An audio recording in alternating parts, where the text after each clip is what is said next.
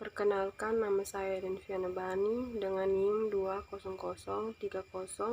20020020088 kelas 1C semester 1 jurusan Administrasi Bisnis Fakultas Ilmu Sosial dan Ilmu Politik Universitas Nusa Cendana Kupang.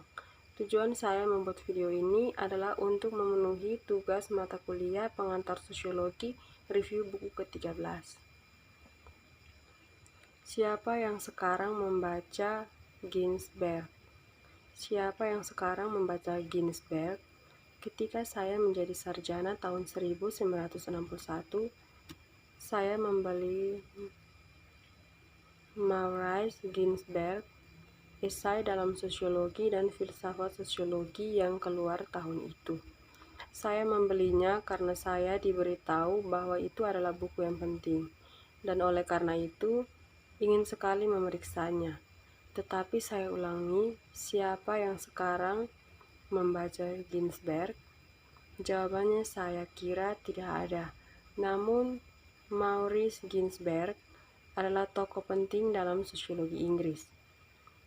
Dia berperan penting dalam mendirikan British Sociological Association, menjadi ketua pertamanya tahun 1951 dan kemudian menjadi presiden dari tahun 1955 hingga 1957. Ia juga editor The Sociological Review pada tahun 1930-an dan pemegang jabatan bergengsi sebagai profesor sosiologi Martin White di Sekolah Ekonomi London. Ketika saya membaca Ginsberg tahun 1962-an, Donald Massray adalah Profesor Martin White di LSI. Saat ini masih dianggap sebagai jabatan paling bergengsi di negeri ini.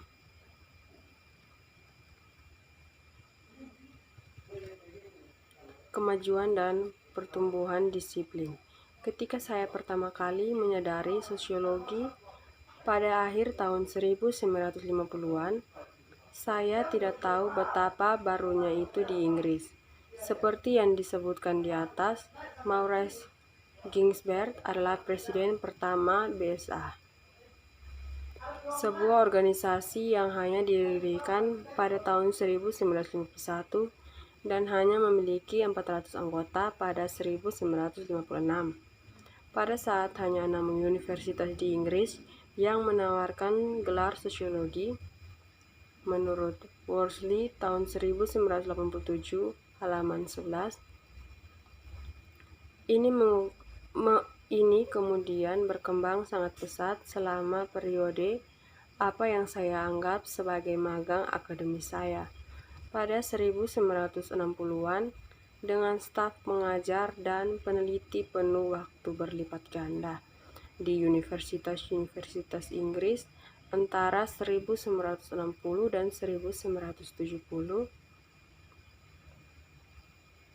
Ini adalah masa ketika sejumlah departemen baru sosiologi didirikan di Inggris, Skotlandia, dan Wales, termasuk di New York, yang baru dibentuk ketika saya bergabung tahun 1964.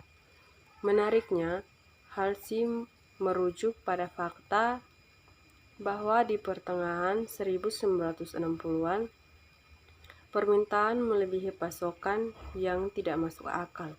Sejauh yang diperhatikan sosiolog, sesuatu yang tidak terkait dengan kemudahan relatif yang saya dapatkan untuk membuat janji sendiri. Bagaimana waktu berubah? Sejauh penerimaan resmi dan kehormatan publik terkait pembentukan Dewan Penelitian yang didukung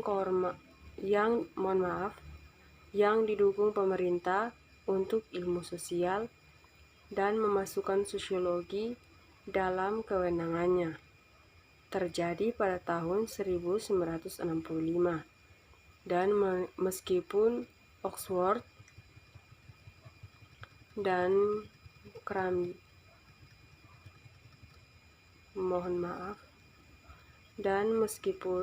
Oxford dan Cambridge bertahan lebih lama daripada universitas lain melawan gangguan disiplin baru ini, keduanya akhirnya secara resmi mendirikan departemen pada awal abad ke-21.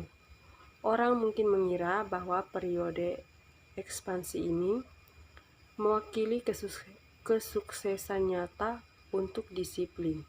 Jadi menarik untuk membaca penilaian Anthony Giddens bahwa apa yang disebut kotak-kotak, sedangkan bagi para kritikus, sayap kiri itu adalah kebalikannya, seperangkat doktrin yang mapan.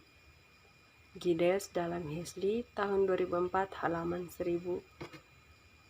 halaman 212. Pertumbuhan jumlah jurusan dan meningkatkan ketersediaan dana. Penelitian konferensi itu adalah perluasan yang secara khusus ditandai dengan peningkatan spesialisasi. Beberapa hal yang dapat dilihat pada fakta bahwa Asosiasi Sosiologi Inggris sekarang terdaftar sekitar 34 kelompok studi yang berbeda yang mencakup topik-topik seperti pemuda, seni, sains dan teknik olahraga, kematian, masa kanak-kanak, pendidikan, gender, dan perubahan iklim. Dan ini tanpa menghitung 16 kelompok. Banyak yang dibedakan secara geografis yang secara khusus berkaitan dengan sosiologi medis. Tetapi, apakah ini harus dihitung sebagai kemajuan? Mungkinkah pembagian disiplin itu semakin meningkat menjadi semakin banyak subbidang, masing-masing dengan jurnal dan konferensi spesial sendiri menjadi indikasi kemajuan? Itu bisa diperdebatkan. Turner tahun 1990 berpendapat bahwa pesatnya perkembangan jumlah sosiologi memiliki efek merusak kohesi intelektual di lapangan. Sementara Irving Horowitz menganggap ini sebagai bukti dari dekomposisi disiplin, seperti dalam pemisahan suatu zat menjadi elemen. Menurut Horowitz tahun 1993 halaman 12. Tentu saja jika yang dimaksud dengan kemajuan yang berarti pertumbuhan, pengembangan kelembagaan, atau sejauh mana disiplin tersebut telah memperoleh penerimaan resmi, maka sangat jelas bahwa subjek tersebut telah benar-benar berkembang cukup signifikan selama 50 tahun lebih. Saya asosiasi dengan itu. Tapi bukan cuma itu yang saya pikirkan. Harus diakui bahwa kemajuan bukanlah istilah yang mudah untuk didefinisikan.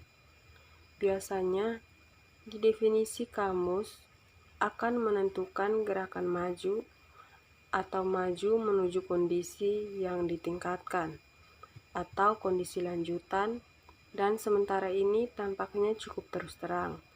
Itu mengejutkan betapa sulitnya untuk menentukan dengan kejelasan apapun seperti apa kemajuan itu, bahkan dalam apa yang secara alami kita anggap sebagai disiplin ilmu progresif seperti fisika atau biologi.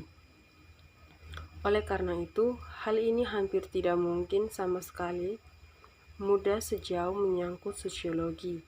Apa yang semoga membuatnya sedikit lebih mudah adalah bahwa upaya untuk mengukur kemajuan pasti sangat spesifik waktu, karena melihat perbedaan antara titik A atau ketika saya memulai kehidupan akademis dan titik B di mana kita sekarang. Masalah dengan kutipan. Sayangnya, masalah yang terkait dengan penggunaan kutipan sebagai indeks sejauh mana dipublikasi merupakan kontribusi yang berharga bagi disiplin ilmu terlalu terkenal. Misalnya, ada banyak alasan berbeda untuk mengutip. Hanya satu di antaranya yang merupakan penghargaan. Selain itu, kutipan mungkin hanya merupakan pengakuan bahwa artikel atau buku tertentu ada, atau hanya ditawarkan sebagai bukti bahwa seseorang telah membaca artikel tersebut.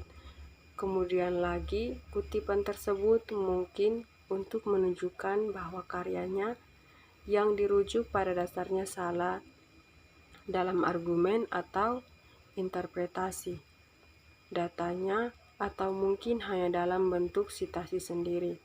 Tapi kemudian kita juga tahu bahwa kemungkinan dikutip tergantung pada banyak faktor yang tidak selalu ada hubungannya dengan konvensi publik ilmiah yang diterima. Karena faktor-faktor yang bergantung pada waktu, bidang, jurnal, dan tergantung semua berperan. Meski sebagian dikutip oleh banyak rekan, seseorang mungkin saja merupakan hasil dari efek Koterie, padanan kutipan dari saling garuk punggung yang bermanfaat.